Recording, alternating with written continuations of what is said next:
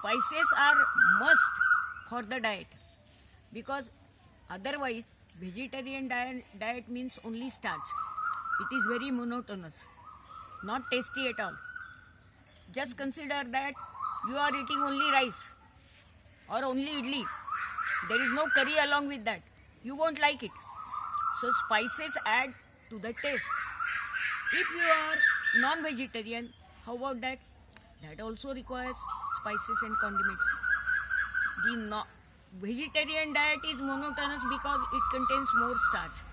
Non-vegetarian diet is containing more proteins, and the proteins have a very awful smell. If you go pass by the andiwala, you will find very strong odor. Or even milk is also with strong odor. That odor is because of protein. To mask that odor, spices are required.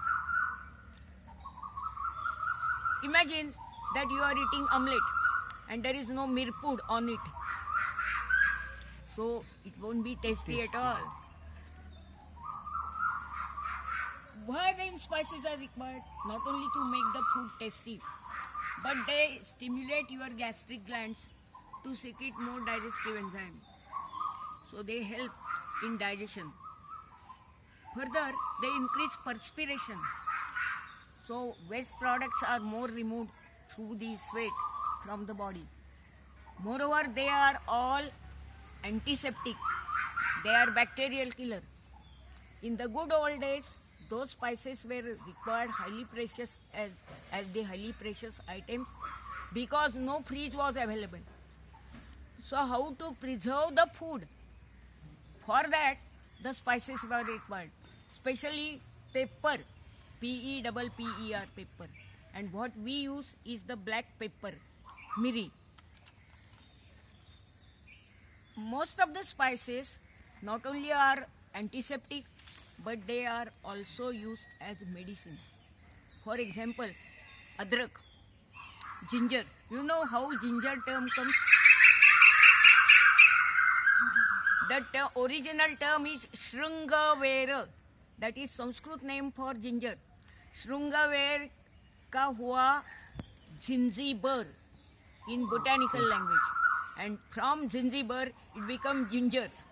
It is called Vaishvabhaishaja, means it is the drug that can be used anywhere, a medicine that can be used anywhere on different types of the ailments. Along with ginger, clove, that is long, cinnamon, that is also used in medicines.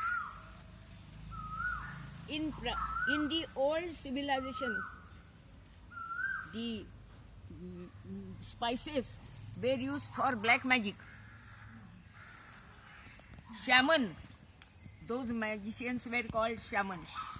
Those shamans were also using spices. Then it was used for a trade. Particularly, it was used as the currency. One king named Alaric, he captured Rome, and from that Rome, he asked for some penalty. In that penalty, there were 5,000 pounds of gold, 3,000 pounds of silver, and 3,000 pounds of pepper, black pepper, miri.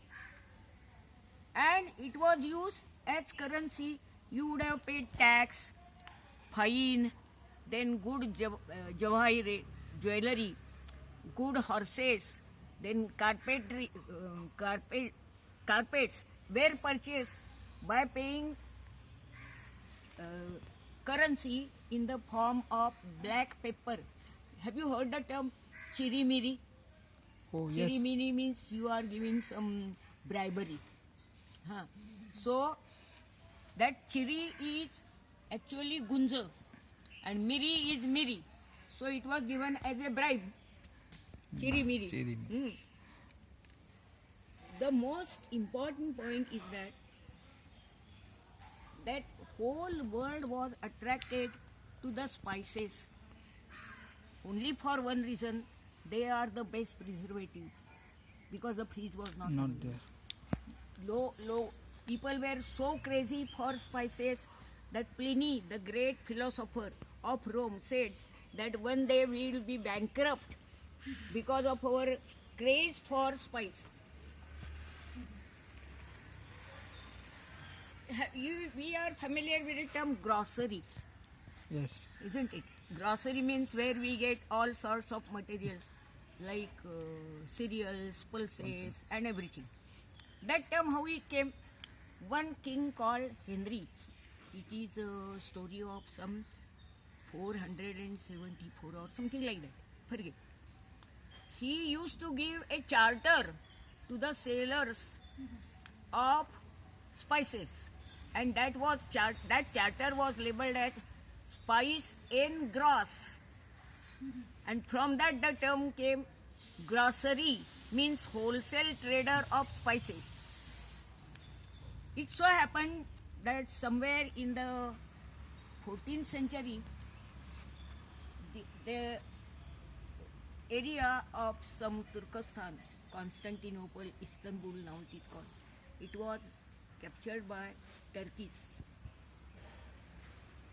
Till that time, Arab traders used to collect the spices from India and neighboring islands and used to sell it to the Europe and remaining continental areas. They were treating as if they are cultivating all these in their dry region of desert. But when the Constantinople was captured by Turkish, the land route was actually blocked, and Western countries, particularly, I should say only European countries, they were after getting the spices. So their dynasties started expedition to find out a new route to go to the Spice Island and India. During that, Columbus went. He was sponsored by Queen of Spain. So he went and he got the new world, America, South and North America. He could not get pepper over there, but what he got is the red chilies, and that is why they are called red pepper, means allied to pepper. Pepper. P-E-P-P-E-R, that is the spelling. Yes. And therefore they are similar in taste to pepper. That pepper in Sanskrit is known as maricha, and that is why that red chili became mirchi. And further it became so popular in Indian diet, म्हणून आपल्याकडे म्हण आहे, काना मागून आली आणि तिखट झाली. So it has changed the face of world. In geography, new area has come. Further, it has changed the course of history also, because then Vasco da Gama started from Portugal. He turned to the south. He encircled the Cape of Good Hope and then arrived at Calicut. That is the story of 1495. He came over here and he got the new route. And then along with that, he brought these Spanish articles also. Potato, chili, Peru, then groundnut, bhuimug. Also, these items we use for our fast days. Yes. बटाटा, मिरची, शेंगदाणे, म्हणजे आपला सगळा उपास आहे तो imported आहे, हो की नाही? हो. आपलं देशी खायचं म्हटलं तर फक्त राजगिरा खावा लागेल आणि बरेचसे तांदूळ. सो all the colonies, all these European countries, they started colonizing these areas. Which one? India. Portuguese, they established their colony in Goa, French established the colony in Pondicherry. Dutch also established colony. East India came over here. But actually, we are not the only growers of spices. There are many more islands. Bali, Sumatra, Java. Then there is one island called Molucca. It is only for spices.